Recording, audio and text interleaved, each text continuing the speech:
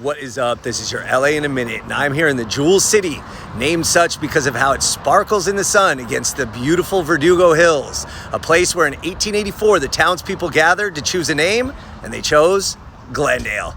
Let's get into the history. So this is the Catalina Verdugo Adobe. This is actually the oldest building in Glendale, even though it predates Glendale by about 75 years.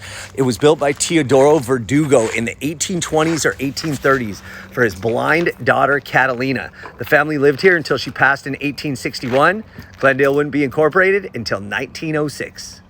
Teodoro inherited the land for the Adobe from his grandfather, Jose, who received it as the Rancho San Rafael from the governor of the Californias, Diego de Borica, in 1798.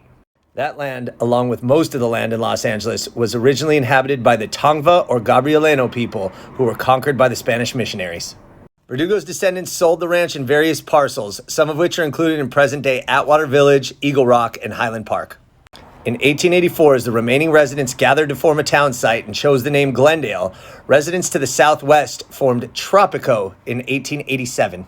Thank you to Leslie Coombs Brand, the Pacific Electric Railway bought streetcar service to Glendale and Tropico in 1904, which spearheaded growth, and Glendale incorporated in 1906. Brand built a sprawling estate called El Miradero, which is now Brand Park and Brand Library.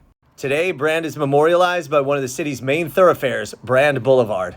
Brand loved to fly, and he built a private airstrip in 1919, which became the Glendale Municipal Airport in 1923, a direct link to the soon-to-be-built Grand Central Airport, which would be LA's major airport for the next couple decades. Grand Central Airport was the departure point for the first commercial west-to-east transcontinental flight flown by Charles Lindbergh. Now, Glendale has a dark history as well. Until the 1960s, Glendale was a sundown town. Non-whites were required to leave city limits by a certain time each day or risk arrest and possible violence. In 1964, Glendale was selected to be the West Coast headquarters of the American Nazi Party.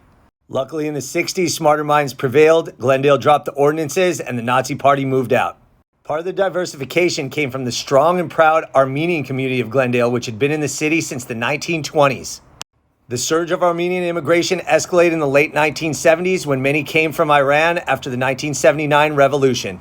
In the 1980s, Glendale saw another influx of Armenian immigrants from Russia as their government was devolving. Glendale today has the largest Armenian community outside of Armenia.